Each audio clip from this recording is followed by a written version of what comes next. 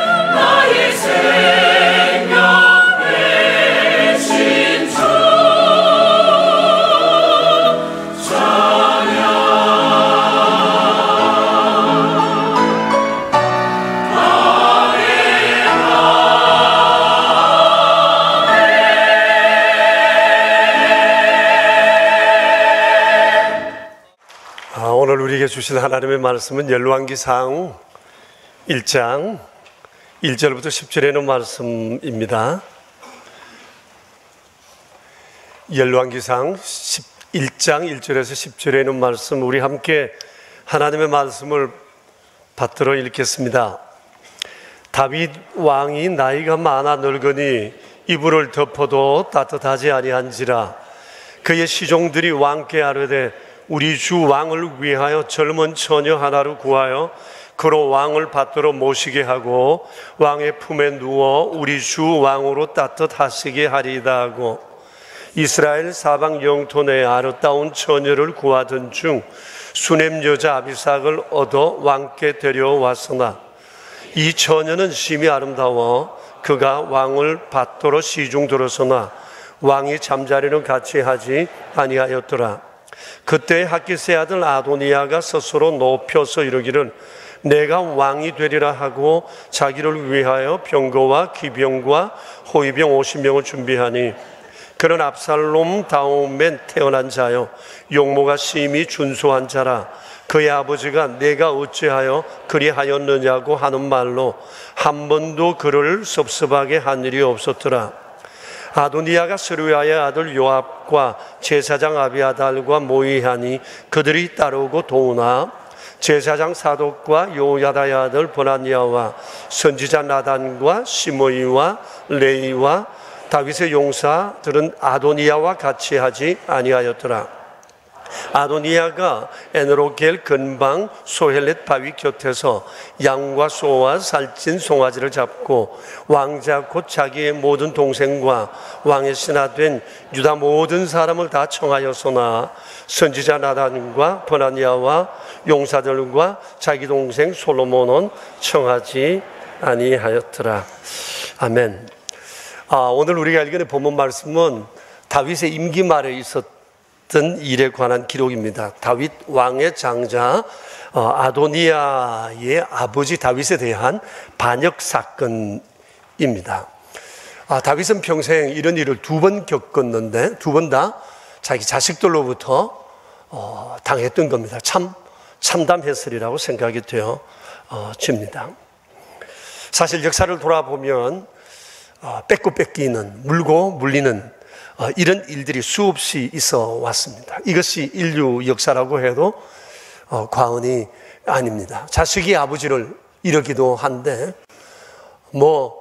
피 섞이지 않은 사람들끼리야 이런 일들은 정말 비일비재하지 않을까 하는 그런 생각을 해봅니다. 인류 역사 가운데 이런 일들은 끊임없이 계속되었고 이것은 인류의 발전과 쇠퇴를 가져오는 계기가 되기도 하였습니다. 오늘 이 본문의 내용은 아도니아의 탐욕으로 빚어진 일이었습니다. 자칫했으면 왕의 리더십과 국가가 한꺼번에 치명상을 입을 뻔한 역사의 아주 위기의 순간이었다고 말할 수가 있습니다. 아도니아가 탐욕을 품고 반역을 일으키기 전까지 이스라엘은 매우 안정되고 평안한 나라였습니다. 비록 다윗 왕이 나이가 많아 몸이 쇠하기는 했어도 여전히 고대 근동 패권 국가로 자리하고 있었습니다. 한때 바세바 사건으로 인해서 그가 휘청한 적도 있었지만 깊은 참회를 통해서 하나님께로부터 용서를 입었고 그 뒤 수십 년을 지내는 동안 그들은 한눈 팔지 않고 오직 주님만을 바라보고 살았습니다. 하나님의 은총은 그와 그의 나라에 계속되었었습니다. 여러분 성경 일과표대로 여러분들이 성경을 읽으셨다면 아마 어제와 그제 사무엘상 22장과 23장을 읽어보셨을 것입니다. 거기 보면 하나님을 향한 다윗의 정말 아름다운 신앙 고백들이 많이 기록되어 있습니다. 그 중에 사무엘상 22장의 한 부분을 보겠습니다. 이런 내용입니다. 여러분 같이 한번 읽어볼까요? 여호와는 나의 반석이시요 나의 요새시요 나를 위하여 나를 건지시는 자시요 내가 피할 나의 반석의 하나님이시요 나의 방패시요 나의 구원의 뿌리시요 나의 높은 망대시요 그에게 피할 나의 피난처시요 나의 구원자시라 나를 폭력에서 구원하소서다. 여러분 보세요. 하나님과 다윗이 얼마나 친밀한지 누가 이 두 사람 사이를 파고들어 나눌 수 있겠어요? 다윗은 끊임없이 주만 바라보고 있고 주님으로 인하여 자기의 인생이 이렇게 만들어졌다고 고백하고 있어요. 이런 고백을 들은 하나님 얼마나 기분이 좋으셨을까? 다윗은 이런 하나님의 후원 속에 살아가고 있었습니다. 그러니 누가 다윗을 넘볼 수 있었겠습니까? 다윗은 지금 나이 많아 거동도 힘들지만 여전히 하나님이 그를 붙들고 계셨습니다. 다윗의 이스라엘은 하나님에 의해 보호함을 입는 나라였습니다. 이제 얼마 있지 않으면 솔로몬이 아버지 다윗을 이어서 차기 왕이 될 것입니다. 그 영광은 대대로 이어가게 될 것입니다. 바로 그 점 아도니아의 반역이 있었던 겁니다. 여러분, 이 아도니아가 누구죠? 다윗의 네 번째 부인 핫깃이라는 사람이 있는데 핫깃이 낳은 아들입니다. 다윗으로 보면 넷째 아들인데 이 아도니아 위로 세 형이 있었지만 이런저런 이유로 다 죽고 아도니아가 다윗의 지금 장자가 되었습니다. 6절에 있는 말씀처럼 그런 용모가 심히 준수했고 그의 아버지 다윗이 이 아들에 대해서 한 번도 너 왜 그렇게 했느냐고 섭섭하게 말한 적이 없을 만큼 아버지로부터 많은 사랑을 받았던 아들입니다. 어쩌면 위에 아들 셋 죽고 나서 이 아들이 장자가 되니 이 아들이 그렇게 귀하게 여겨졌을 수도 있습니다. 그래서 오냐 하면서 이 아들을 떠받들어 키웠던 것 같습니다. 그런데 이 아들이 아버지에게 반역한 겁니다. 5절을 보시면 스스로 높여서 말합니다. 내가 왕이 되리라. 아버지가 계시잖아요. 근데 내가 왕이 되리라. 그 얘기를 하고 자기를 위해 병거와 기병과 호위병 50명을 준비하고 그사를 일으켰습니다. 이런 일사천리로 진행되어서 그날 왕의 즉위식까지 마치게 되었던 겁니다. 이 아도니아의 반역으로 인해서 그렇게 안정되었던 나라가 갑자기 혼란에 빠지게 되었습니다. 먼저는 왕으로서 아버지로서의 리더십의 치명상을 다윗이 입게 된 겁니다. 그리고 1장 7절 이후를 볼 것 같으면 국가 핵심 브레인들을 비롯해서 모든 지도자들과 군사들이 양분되었습니다. 흔히들 그렇게 얘기를 하잖아요. 국가의 위기는 외부적 요인보다도 내부적 요인이 더 크다고 그러지 않습니까? 나라가 지금 둘로 쪼개져 있습니다. 민심이 지금 갈라져 있습니다. 하나님께서 그때 붙들어 주지 않았다면 아마 외부로부터 공격을 받았을 것이고 이렇게 쪼개진 나라가 어떻게 외적에 대해서 대항하여 싸울 수 있었겠습니까? 국가의 운명은 예기치 않는 사건으로 소용돌이가 될 수도 있다는 사실을 우리의 여실히 보여준다 생각합니다. 그런데 이 반역이 실패로 돌아갔습니다. 하루도 못 갔습니다. 그리고 이 반역의 세력들은 쫓겨나거나 처형되거나 국정에서 상당히 소외되고 축출되었습니다. 그 중에는 이스라엘의 그 유능한 장수 요압 그리고 제사장 아비아달 같은 이런 아까운 인재들도 있었습니다. 그러니 여러분 국가 인재의 절반 정도가 죽거나 쫓겨나거나 국정에서 소외되었다고 생각해 보세요. 국력이 그만큼 약화되었다고 말할 수 있을 것입니다. 우리는 충분히 이해가 됩니다. 서로 진영이 다르니까 진영이 다른 사람을 어떻게 쓸 수 있겠습니까? 내게 맞서려고 했던 사람을 쓰기란 쉽지 않을 것입니다. 탕평책, 인재를 두루두루 널리 등용하고 편없이 골고루 등용한다고 하는 것은 말만큼 쉽지는 않는 것 같습니다. 전 세계적으로 봐도 국내적으로, 국내외적으로 탕평책을 이룬 왕이나 대통령은 별로 없는 것 같습니다. 링컨은 상당히 탕평책을 썼던 사람으로 역사에는 기록하고 있습니다. 우리나라에도 많은 대통령들이 거쳐갔지만 모두 다 탕평책을 하겠다고 얘기를 하지만 어느 누구도 이 일을 제대로 이룬 사람들은 아무도 없었습니다. 그로 인해서 국가 전력이 굉장히 손실되었다는 것이 바로 당시 이스라엘의 현실이었습니다. 탐욕이 가져온 폐해가 너무너무 컸습니다. 당시 아도니아가 왕이 되고자 했던 이유가 무엇이었을 것 같습니까? 그는 스스로 자기에게 왕이 될 충분한 자격이 있다고 생각을 했습니다. 그래서 스스로 내가 왕이 되어야 되겠다고 말한 것입니다. 그가 그랬던 첫 번째 이유는 자기가 장자라는 당위성 때문입니다. 내가 장남이니까 당연히 내가 왕이 되어야 한다는 생각을 가지고 있었습니다. 그러나 장남이기 때문에 왕이 되어야 한다는 법은 없습니다. 자기 아버지 다윗만 해도 그렇습니다. 다윗은 8째 아들 가운데 막내입니다. 야곱의 12아들 가운데 영적 장자는 4째 유다입니다. 실제적으로 장남 노릇을 했던 것은 11째 요셉입니다. 그런데 이 아도니아는 자기 스스로 장남이기 때문에 나는 왕될 자격이 충분하다고 생각을 했습니다. 그것은 자기 주관적 판단이었을 뿐이에요. 나 스스로는 나는 자격이 있다고 말할지 모르지만 어쩌면 돌아보면 나는 내가 생각한 만큼 위대한 사람이 아닐 수도 있습니다. 우리가 살아가면서 늘 인생의 고민이 바로 이 양자 간의 개입입니다. 나는 이런 사람이라고 생각하는데 실제로 그런 사람이 못 돼요. 이 개입이 인생을 굉장히 갈등하게 합니다.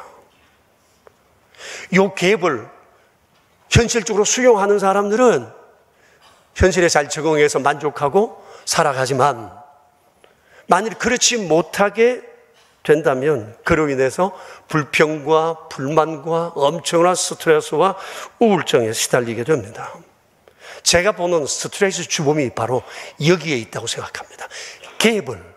이 갭을 제대로 수용하지 못함으로 인해 엄청난 스트레스가 생기는 겁니다. 그게 회사이든지 사회 안에서든지 간에 내가 원하는 내가 있어요. 그럼 여기에 맞는 내 캐런티를 받아야 돼. 그런데 현실은 안 그래요. 여기서 갈등이 있는 거예요. 엄청난 스트레스를 받아요. 가진 사람일수록, 아는 사람일수록, 한 자리 차지한 사람일수록 이런 스트레스는 훨씬 더 크다고 볼 수가 있습니다. 아마 아도니아 이 사람 안에 이런 스트레스가 엄청나게 많았을 것 같습니다. 그리고 또 하나 조급한 마음이 그로 하여금 스스로 왕이 되고자 했던 것 같습니다. 지금 자기 아버지 나이가 굉장히 많고 그해 다윗은 임종하게 됩니다. 그런데 몸도 쇠약합니다. 그런데 아버지가 차기 왕에 대해서 선언하지를 않습니다. 왕자는 여러 명이 있습니다. 조급한 마음이 생긴 거예요. 공식적인 언급이 없자 스스로 내가 왕이 되어야 되겠다고 나서게 된 겁니다. 조급한 마음을 절제하지 못하고 일을 저지르게 된 겁니다. 정당한 방법도 아니고 순리도 아니었습니다. 또 다른 하나를 예를 든다면 아마 야망이지 않았을까 생각합니다. 야망 자체는 나쁜 것이 아닙니다. 내가 이런 사람 되고 싶다? 나는 이런 일을 하고 싶다라고 하는 이것이 자기 발전에 도움이 됩니다. 그리고 사회 발전에도 도움이 됩니다. 우리는 이런 것을 통해서 끊임없이 자기의 진보를 이루어 오기 때문입니다. 문제는 야망이 지나쳐 탐욕이 되면 무리수를 두게 된다는 것입니다. 프랜시스 후쿠야마라는 사람이 역사의 종말이라는 책을 썼어요. 지난 역사와 현대, 미래 역사를 점검하면서 역사에 대한 얘기를 쭉 썼는데 이게 명저입니다. 많은 사람이 이 책을 읽어보았는데 거기에서 주로 그분이 예를 들어 얘기하는 사람이 역사철학자 헤겔의 얘기입니다. 헤겔의 얘기를 그분이 그 책에서 이렇게 인용을 합니다. 인간은 누구를 막론하고 타인으로부터 인정받고 싶은 욕구가 있는데 이로 인해 목숨을 걸고 치명적인 질투를 벌이게 된다. 그랬습니다. 야망, 꿈, 비전, 이 모든 것이 타인으로부터 인정받고 싶어 하는 욕구 때문이라는 거죠. 이게 우리 속에 들어오면 사람은 어떤 수단과 방법을 가리지 않고 쟁취하기 위해 그게 전쟁일지라도 치를 수 있다는 거죠. 아도니아가 그랬습니다. 그는 아버지의 사랑과 인정을 받았지만 온 백성, 온 이스라엘로부터 그런 인정과 사랑을 받고 싶었어요. 여러분 2장 15절을 같이 한번 펴볼까요? 2장 15절에 보면 이런 말씀이 있어요. 아도니아가 그사를 실패하고 난 다음에 하는 얘기입니다. 하는 말이 뭐죠? 이 왕위는 본래 내 것이었고 온 이스라엘은 다 얼굴을 내게로 향하여 왕으로 삼으려 했는데 그 왕권이 돌아가 내 아우의 것이 되었다고 얘기를 하고 있습니다. 보세요. 이 사람은 온 이스라엘이 자기를 향한다고 보았어요. 온 이스라엘로부터 사랑을 받고 싶고 인정을 받고 싶었습니다. 그래서 자만했고 오만했습니다. 그래서 왕이 되고자 했고 이것을 탐욕을 부리게 되고 무리수를 띄우게 된 것입니다. 그가 스스로 왕이 되고자 했던 또 다른 하나 이유가 있다면 분명히 그를 부추긴 사람이 있었을 것입니다. 그때나 지금이나 권력 주변에 맴도는 사람들은 여전히 있게 마련입니다. 그 사람들이 한결같이 하는 말이 있습니다. 내가 이렇게 하는 것은 공익과 대의를 위해서라고 얘기를 하지만 대부분은 자기 자신의 욕심을 이루기 위해서입니다. 이렇게 주변에서 아도니아를 막 부추기게 되자 이 사람이 스스로 왕이 되어야 되겠다고 나서게 되었을 것 같습니다. 그러나 여러분, 이스라엘의 왕은 사람이 스스로 정할 것이 아닙니다. 아무리 내게 충분한 자격이 있고 수많은 사람이 나를 따라도 이스라엘의 왕은 하나님이 지명하셔야 했습니다. 하나님이 지명한 대로 되지 아니하는 것이 곧 악이었습니다.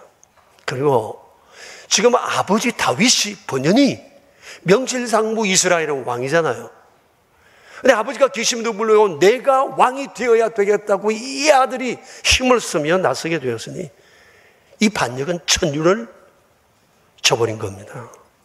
지금 아버지가 나이가 많고 몸도 지금 좀 차가워져서 여러 신하들이 별의별 방법을 동원하고 있는데 장남이면 아버지를 돌보야 드려야 되지 않습니까? 근데 이 아들은 아주 못돼 먹은 자식이었습니다. 자식은 오냐 하며 키우는 게 아닌 것 같습니다.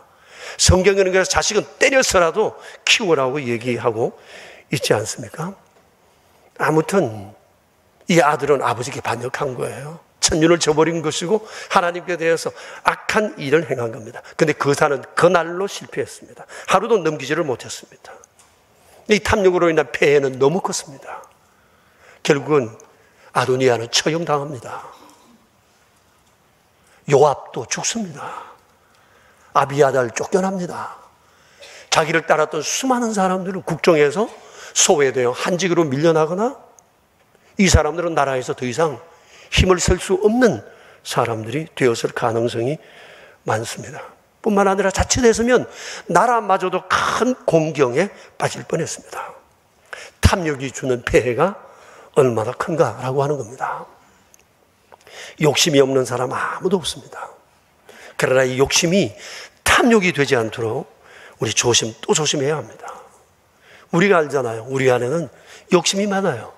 물욕, 명예욕, 권력욕, 자리욕, 이성에 대한 욕구, 이건 너무너무 커요. 여러분, 이거 어느 것 하나 만만한 게 없어요. 이거 하나가 내 속에 들어오면 내 인생을 통째로 잡아먹고 맙니다. 문제는 이 욕구가 어느 정도 있는 건 괜찮은데 이게 너무 지나치게 크게 되면 나도 죽고 내 주변도 죽게 되는 것입니다. 대부분 많은 사람들은 더 많은 물질을 갖고 싶어 합니다. 그래서 소유하기 위해, 지키기 위해 고군분투합니다. 그래서 좋은 것을 보면 누구나 거기서 탐하고 소유하고 싶은 마음이 있습니다. 저는 나무에 대한 욕심이 많아가지고 어디 가서 좋은 나무만 보면 저거 뽑아다가 우리 교회에 심어놨으면 그런 생각이 많아요. 그게 뭐 설악산 꼭대기 있어도 이거 옮길 수만 있으면 내가 옮기고 싶다 마음이 있거든요. 그래서 제 아내가 어디 가다가 좋은 나무 보면 여보 저것도 옮기고 싶지? 라고 제게 놀리기도 합니다. 저만 나무 보면 미칩니다. 막 우리 교회에 갖다 심고 싶은 마음이 제게 너무너무 많습니다. 탐심이죠. 또 많은 경우 우리는 좋은 자리나 좀 힘 좀 쓰는 자리가 나면 누구도 할 것 없이 그 자리에 오르고 싶어 합니다. 그래서 내가 그 자리에 올라서 남들로부터 인정받고 싶고 좀 세도도 부리고 싶은 마음이 있습니다. 자, 여러분, 그렇다고 해서 사람이 만일 마음 끌리는 대로 행동한다면 어떻게 될까요? 내가 이성을 봤어요. 그 사람이 내게 마음이 들어요. 끌릴 수는 있어요. 근데 여기 이 사람에 대해서 주목하고 지나치게 관심을 가지다 보면 선을 넘기 쉬워요. 표현하지 말아야 그래서 표현하게 되고 행동하게 되다 보면 결국은 자기도 모르는 행동을 지나치게 하게 되어요. 그것은 기름을 쥐고 불섭으로 뛰어드는 것과 같은 겁니다. 그때마다 우리 기억해야 돼요. 다윗의 실패를 기억해야 합니다. 다윗이 한 번의 간음으로 인해 얼마나 고통 가운데 있었습니까? 그리고 욥의 그 절제를 생각해야 합니다. 욥이 얘기하지 않았습니까? 내가 내 눈과 약속했으니 내가 어찌 처녀에게 주목하라. 그랬다면 위에 계신 전능하신 하나님께서 나를 이쁘게 보셨겠는가? 욥은 정말 하나님 앞에 깨어 살았던, 참으로 경건했던 하나님의 사람이었습니다. 내 마음먹은 대로 다 할 수 없어요. 만일 물질에 대한 욕심이 지나치면 사람은 반칙을 서슴없이 하게 됩니다. 실력은 없는데 자리를 탐하게 되면 부정한 방법이 동원되기 쉽고, 권력욕이 생기면 권력 주변을 맴돌게 되고 남을 죽여서라도 그 권력을 차지하려고 하게 될 것입니다. 이런 탐욕, 욕심은 있으나 이것이 탐욕이 되지 않도록 우리가 조심해야 할 이유가 바로 여기에 있습니다. 그래서 야고보서 1장 14절 15절에서 하나님께서는 다시 한번 우리에게 이런 경고를 하십니다. 같이 한번 읽어봅시다. 오직 각 사람이 시험을 받는 것은 자기 욕심에 끌려 미혹됨이니 욕심이 잉태한 적 죄를 낳고 죄가 장성한 적 사망을 낳느니라고 그랬습니다. 자, 여러분 보세요. 자기 욕심, 이게 문제입니다. 환경이 문제가 아니에요. 자기 욕심이에요. 우리 집안이 어떻다, 다 핑계예요. 자기 욕심이 문제예요. 이 욕심이 죄를 낳고 이 죄가 커져서 사망으로 이끌게 된다는 겁니다. 그러니까 우리 안에 욕심이 있을 수는 있는데 욕심을 절대 만만히 볼 건 아니라고 하는 겁니다. 이게 통제가 되지 않고 탐욕이 된다면 이것은 나를 죽이고 주변도 망하게 하는 첩경이 되기 때문이라는 거예요. 그래서 우리가 욕심이 자라 탐욕이 되지 않기 위해서 해야 할 몇 가지 방책이 있습니다. 첫째는 오늘 여기 성경에 말씀하시는 것처럼 자기 욕심에 끌려 미혹되지 않게 해야 한다라고 하는 겁니다. 어떤 사람은 욕심을 부려놓고 여기서 비전이라고 얘기하기도 합니다. 비전과 욕심은 달라요. 구분해야 하는 겁니다. 내게 있는 것이 과한 욕심, 이게 탐심일 가능성이 많다는 것을 어떻게 알 수 있을까요? 객관적인 방법이 있어요. 첫째는 하나님의 말씀에 나의 욕심을 올려놓는 겁니다. 내 안에 꿈이 있고 비전이 있고 욕심이 생길 때, 내 안에 뜻이 있을 때 하나님 말씀에 올려놓고 이것이 하나님의 뜻인지를 살펴야 합니다. 성경을 정경이라고 그러는데 이 정경이라는 말을 헬라 원어로 캐논이라고 부릅니다. 캐논이라는 말 여러분 아시죠? 캐논이라는 말 많이 들어보셨죠? 정확하다, 자아, 척도, 막대기, 기준이 될 만큼 아주 좋은 그런 상태를 의미해요. 물론 우리가 기준 삼는 것이 세상에 많아요. 어떤 사람은 자기가 자기의 중심이 돼요. 문제죠. 어떤 사람은 사회적 전통이나 관례를 중심 삼아요. 어떤 사람은 자기 친구 얘기가 항상 자기의 기준이 되어요. 그렇지 않아요. 우리의 기준은, 유일한 기준, 가장 옳은 기준은 하나밖에 없어요. 하나님 말씀이에요.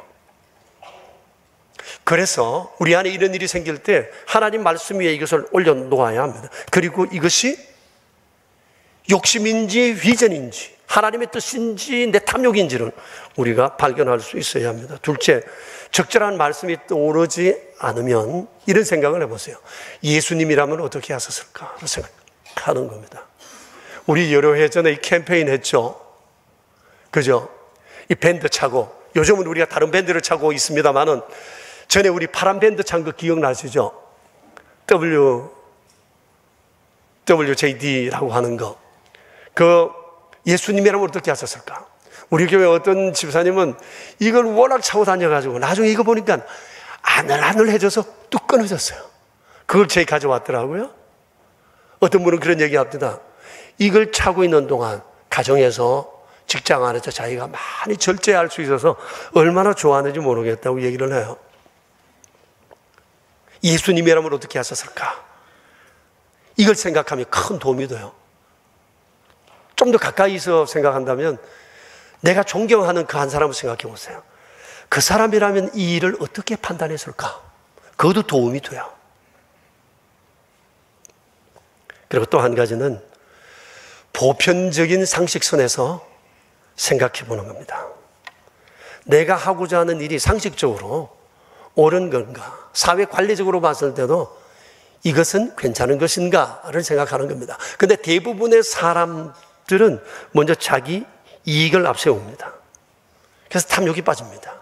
이것이 결국은 화를 불러오게 되는데 더 심각한 것은 하나님의 눈밖에 난다는 거예요.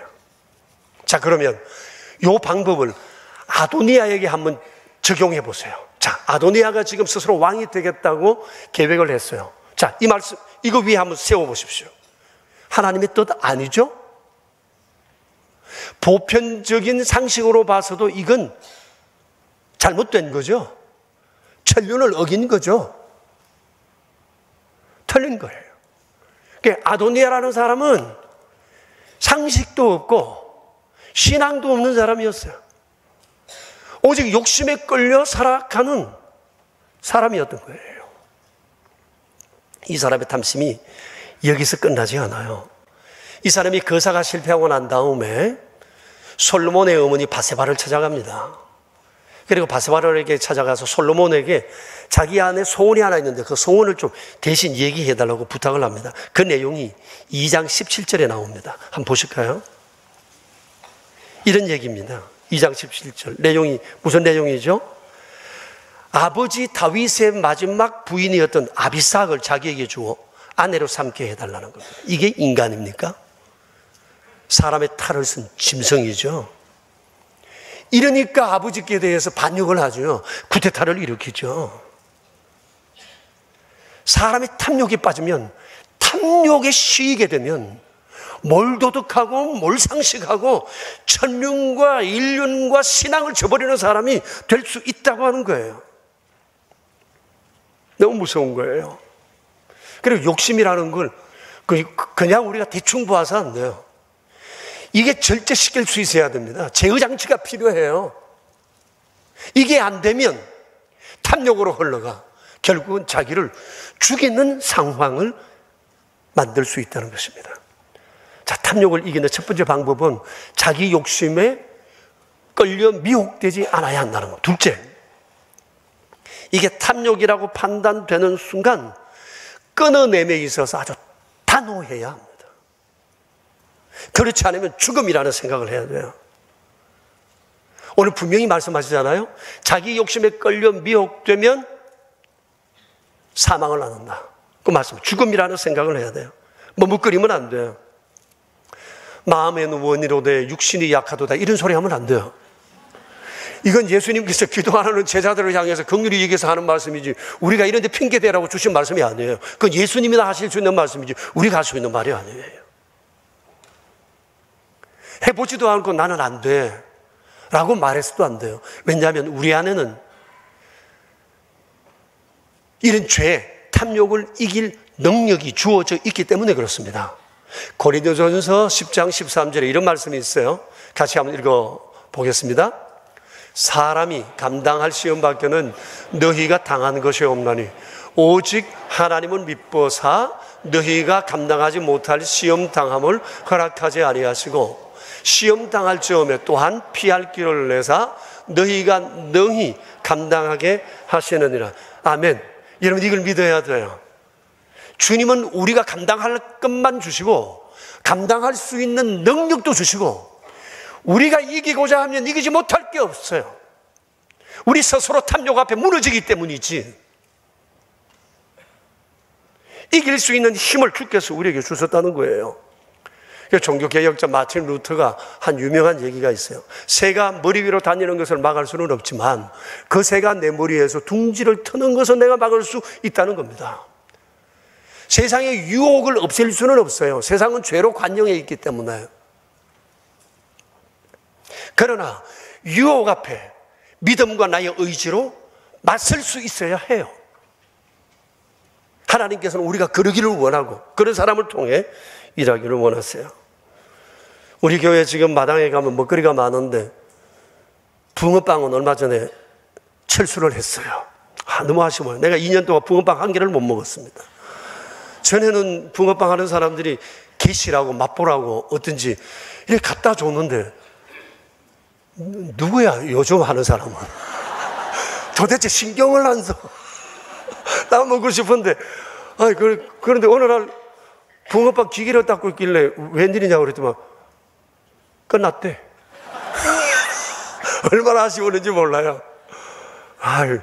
우리 교회 붕어빵이 특히 맛있다고 얘기를 합니다만도 우리 교회에서 붕어빵을 하게 된 계기가 있습니다. 오래됐어요. 한 15년 좀 더 됐지 싶어요. 아직까지 우리 교회 등록하지 않은 사람인데 어느 날 등록을 결심하고 제게 이제 신방을 요청해서 갔어요. 그랬더니 그 형제가 자기 신상에 대해서 얘기를 합니다. 목사님, 제가 도박에 빠져 살았습니다. 그래서 직장 어려워지고 개인적인 삶이 피폐해지고 가족관계 어려워지고 집도 팔아 옮기고 이렇게 왔다 갔다 해서 내가 여기까지 왔습니다. 도박을 끊으려고 하니 그렇게 어려워서 끊어지지 않아서 전 지금 단도박회를 나가고 있습니다. 난 단도박회 그러길래 더 도박 세게 하는 곳인 줄 알았는데 도박을 단단히 하는 곳인 줄 알았는데 도박으로부터 이거 끊어주는 프로그램이 있나 봐요. 단도박회 가서 지금 이제 프로그램을 이수하고 있는데 그래도 자기 안에 밤만 되면 자꾸 도박이 생각이 나. 그래가지고 어떻게 할까 하다가 자기가 붕어빵 기계를 하나 샀대요. 돈 벌기 위해서가 아니라 영통에 좌판 버려놓고 오는 사람이 그냥 먹어도 좋은데 그 시간 밤새도록 도박하러 가는 그 시간 잊고 싶어서 자기는 붕어빵을 구워 팔기 시작했다는 겁니다. 2년쯤 하고 나니까 이제는 스스로 내가 붕어빵 이제 내가 도박 이길 수 있겠다라고 하는 생각이 들면서 등록을 했어요. 그러면서 목사님, 이 기계가 내게는 필요 없는데 교회에 갖다 놓으면 안 될까요? 그리고 교회에 갖다 놓고 자기가 빵을 굽겠대요. 앙코도 자기가 되고 밀가루도 자기가 되고 자기가 직접 굽고 이렇게 했으면 좋겠는데 괜찮겠느냐고 묻길래 그러시라고. 그래서 붕어빵이 우리 교회에 왔고 그때부터 그 형제가 몇 년 동안 계속 자기 사비로 대가면서 여러분들 믿긴 겁니다. 그래 우리 교회 생긴 거예요. 도박 참 끊기 어려운 모양이에요. 어떤 사람은 손가락 끄고도 한답니다. 손가락 한번 펴봐요. 누가 혹시 끊은 사람 있나? 참 어려운 모양이에요. 근데 이 형제가 그렇게 애썼어요. 에? 이래서 안 된다는 생각이 든다면 정말 신앙과 강한 의지로 그 앞에 단절을 요구해야 하고 끊어버리는 강한 의지를 가져야 한다는 거예요. 그리고 또 하나 탐욕을 이기는 방법이 있는데 기도해야 합니다. 주의 기도에서 예수님 말씀하지 않았습니까? 나로 시험에 들게 하지 마옵시고 다 만악에서 구하여 주세요 라고 기도하라고 그랬었잖아요. 예수님께서 십자가 지시기 전날 밤에 제자들에게 그랬습니다. 오늘 밤 너희들 중에 다 나를 버리리라고 했을 때 베드로가 나서서 그런 얘기를 했습니다. 모두 주를 버릴지라도 나는 버리지 않을 것입니다. 죽는데도 오게도 따라갈 겁니다. 그때 예수님께서 다시 말씀하셨습니다. 내가 진실로 진실로 내게 말하니 오늘 밤 다 굴기 전에 내가 나를 부인할 것이다. 그때는 베드로를 비롯해서 모든 제자들이 같이 얘기를 했습니다. 주여, 우리가 주와 함께 죽을지언정 주를 버리지 않을 것입니다. 그날 주님께서 겟세마네 동산에서 땀방울이 핏방울이 되도록 기도하면서 제자들에게 그랬습니다. 시험에 들지 않게 깨어 기도하라고 했지만 그들은 귓등으로 듣고 모두 다 졸고 있었습니다. 자고 있었습니다. 얼마 뒤 예수님께서 가룟 유다가 끌고 온 사람들에게 붙잡히게 되자 어느 한 놈도 그 자리에 남지 않고 모두 다 주님 내버려놓고 내빼고 말았습니다. 비참하게 실패하고 말았던 겁니다. 주님의 말씀이 옳았어요. 시험에 들지 않게 깨어 기도하라. 시험에 들지 않게 깨어 기도하라. 여러분, 우리가 시험을 이기는 길, 내 안에 탐욕을 이기는 길, 이거 기도밖에 없어요. 기도하지 않고는 나를 이길 수가 없고, 유혹을 이길 수가 없고, 욕심을 차단할 수가 없고, 내가 한 약속을 지킬 수도 없어요. 기도하지 않으면 나쁜 생각에 내몰릴 수밖에 없고, 나쁜 생각이 내 안에 들어왔을 때 이것을 이겨낼, 밀어낼 힘이 내게 없어요. 기도 없이는 아무도, 자신할 사람이 아무도 없어요. 내 의지도, 기도하지 않으면 의지도 약해요. 기도할 때 그 의지가 강한 의지로 드러나게 된다는 것입니다. 형제 자매 여러분, 욕심 없는 사람 세상에 아무도 없습니다. 매사에 좋은 것 보면 다 탐이 나고 그것을 소유하고 싶은 마음이 누구에게나 있습니다.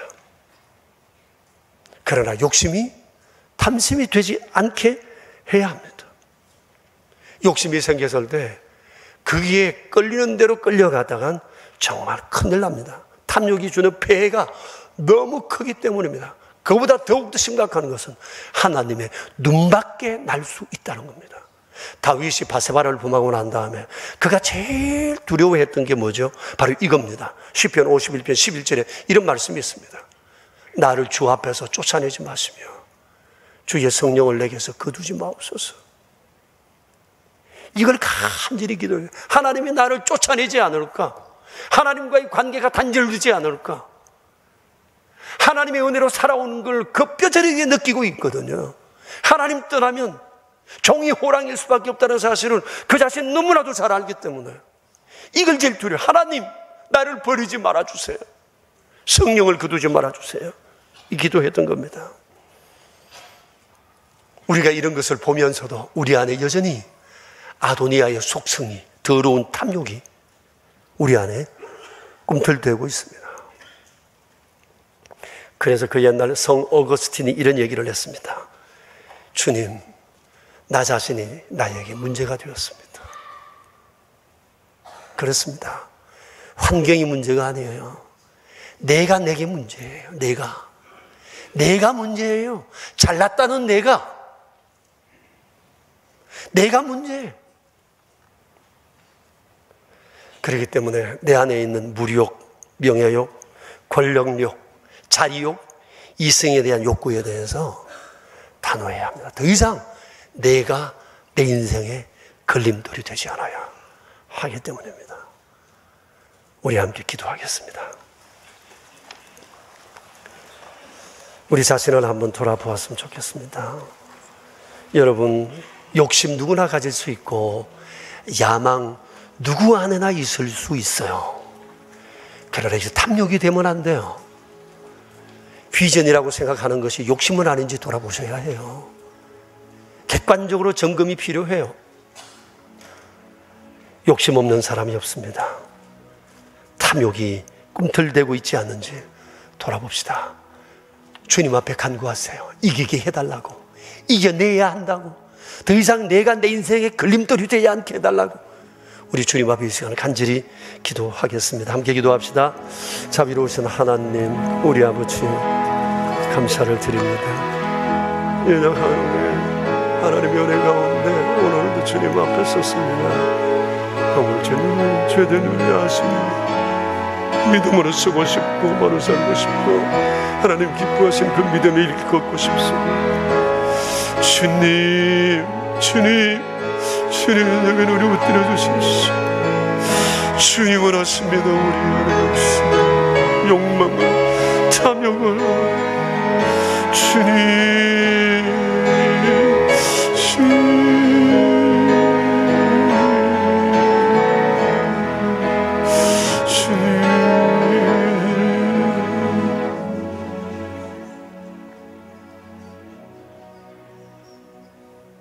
아도니아 한 사람의 탐욕이 가져오는 그 엄청난 폐해에 대해 오늘 우리에게 주께서 말씀해 주셨습니다. 그 자신을 처절하게 망치고 주변을 망치고 집안을 흔들고 자칫 나라도 위기에 빠뜨릴 뻔한 한 사람의 탐욕. 오 자비로우신 하나님, 우리 아버지, 우리 안에 있는 꿈, 비전, 그 욕심, 야망, 이것이 탐욕이 되지 않도록 거룩하신 주의 말씀 앞에 믿음 앞에서 제동을 걸 수 있도록 주님 저희를 붙들어 주십시오. 우리는 성경을 통해 탐욕을 인해 망한 수많은 사람들을 보면서도 여전히 꿈틀대는 탐욕에 이끌려 살아가려 할 때가 많습니다. 도와주십시오. 주님, 넘어지지 않게 하시고 더 이상 나 자신이 내 인생에 문제가 되지 않도록 도와주시옵소서. 우리 구주 예수 그리스도 이름으로 기도드리옵니다. 아멘. 하나님 아버지, 유혹 많은 세상에서 저희가 오늘 여기까지 살아올 수 있었음은 저희를 돌보시고 지켜주시는 아버지의 은총이었습니다. 앞으로도 은총 가운데 살아갈 저희가 되게 하시고 거룩한 믿음과 우리의 의지로 세상에 맞서는 저희 되게 하여 주시옵소서. 베풀어 주신 주의 은총을 기억하고 이 시간 예물 구별하여 드리옵니다. 11조 예물과 감사 예물과 주정헌금, 오른손 헌금, 완달러 선교 헌금, 사랑의 식탁, 그리고 북향민 행복 웨딩을 준비하기 위해 드려진 귀한 예물들 한 분 한 분의 손길 위에 주께서 은총을 더하시어 날마다 아버지를 영화롭게 할 복된 삶 평생 살아갈 수 있도록 저희를 주장해 주시옵소서.